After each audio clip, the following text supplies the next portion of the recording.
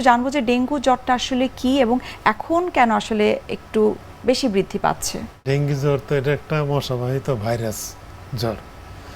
এখন মশাই তো মশার কামড়ে তো এটা ছড়ায়। এখন সারা বছর কিন্তু মশা একরকম থাকে না। আর এই ডেঙ্গু যে ছড়ায় হলো এডিস মশা।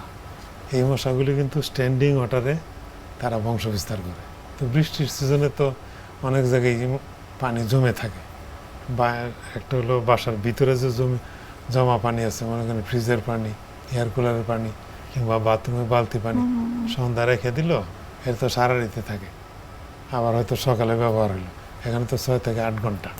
তো এই পানিগুলিতে তারা বিস্তার লাভ করতে পারে। আবার যদি আপনি বাড়ির আঙ্গিনাতে দেখেন, এইখানে অনেক টিনের পাত্র কিংবা পানি তো মাটি দিয়ে টবের নিচে যে এটা থাকে, ওইটাতে অনেক সময় বৃষ্টির পানি জমে, সেটাও বিস্তার হতে পারে।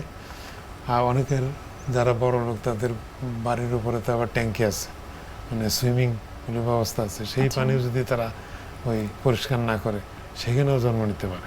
যেহেতু মশার বংশ বিস্তার করার সুযোগ এই রেইনি সিজনে বেশি ডেঙ্গি হয়, তাহলে এই সিজনে এই জন্য ডেঙ্গুর প্রকোপ বেশি, সংখ্যাও বেশি। স্যার, মশা কামড় দেওয়ার কতদিনের মধ্যে আসলে ডেঙ্গু হবার প্রবণতাটা থাকতে পারে? এটা হলো যে নর্মাল টাইম হলো 2 থেকে 13 দিন, এভারেজ টাইমটা আমরা ধরি 1 সপ্তাহ পরে তার জ্বরটা আসবে। আচ্ছা, একটা হলো মশা কামড় দেওয়ার সাথে তো স্কিনে ভাইরাসটা ঢুকলো, এরপরে এটা বিশেষ ব্যবস্থা রক্তের মধ্যে যায়, তখন এই বংশ বিস্তার করতে থাকে, তাহলে একটা পর্যায়ে গিয়ে তার জ্বরটা আসে। তাহলে এখানে তার 6-7 দিনের একটা ব্যাপার আছে, এটাকে আমরা ইনকিউবেশন পিরিয়ড অথবা সুপ্তকাল বলি, তারপরে তার জ্বরটা আসবে। প্রতি বছরই দেখা যায় যে ডেঙ্গু জ্বরের যে প্যাটার্নটা সেটা কিন্তু একটু চেঞ্জ হয়। এইবারে ডেঙ্গু জ্বরের কোনো আলাদা কোনো বিশেষত্ব আছে কিনা?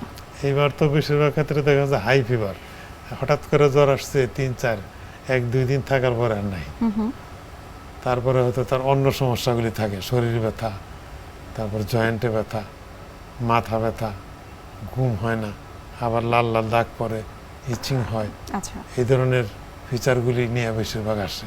কিন্তু জ্বরটা 2 দিন পরে দেখা যায় যে নাই। এই জন্য অনেক রোগী মনে করে যে আমার তো জ্বর ভালো হয়ে গেছে। আসলে তা না, জ্বরটা ভাইরাস ফিভার, তো এটা তো এক সময় তো থাকবে না, কিন্তু তার যে কনসিকুয়েন্সগুলি এইগুলি তো চলতে থাকে। এই জন্য তার চিকিৎসা নিতে হবে। এক্ষেত্রে জ্বর দেখা দেওয়ার কতদিনের মধ্যে আসলে ডেঙ্গু টেস্ট আসলে করা উচিত? এখন তো ডেঙ্গু টেস্ট 2 রকম আছে, একটা হলো সাথে সাথে অ্যান্টিজেন টেস্ট করা যায়, প্রথম দিনেই যদি আসে তাহলে টেস্টটা বেশি পজিটিভ আসে। যদিও বলা আছে এটা 1 থেকে 3 দিনের মধ্যে, এটা হলো ডেঙ্গি NS1 অ্যান্টিজেন। এটা 1 থেকে 3 দিনের মধ্যে পজিটিভ আসে, কিন্তু বেশিরভাগ হলো প্রথম দিনই আসে, এই জন্য ডায়াগনোসিস করা একটা সুবিধা। আবার 3-4 দিন পার হয়ে গেলে তখন আবার অ্যান্টিবডি টেস্ট করতে হবে। অ্যান্টিবডি 2 রকম আছে, IgM IgG। IgMটা হলো রিসেন্ট, এখনকার জ্বর, আর IgG যেটা আগে হয়তো তার সাবক্লিনিক্যাল ইনফেকশন হয়েছে কিংবা আগে ডেঙ্গু জ্বর একবার হয়েছিল, সেই অ্যান্টিবডিটা তার শরীরে রয়ে গেছে।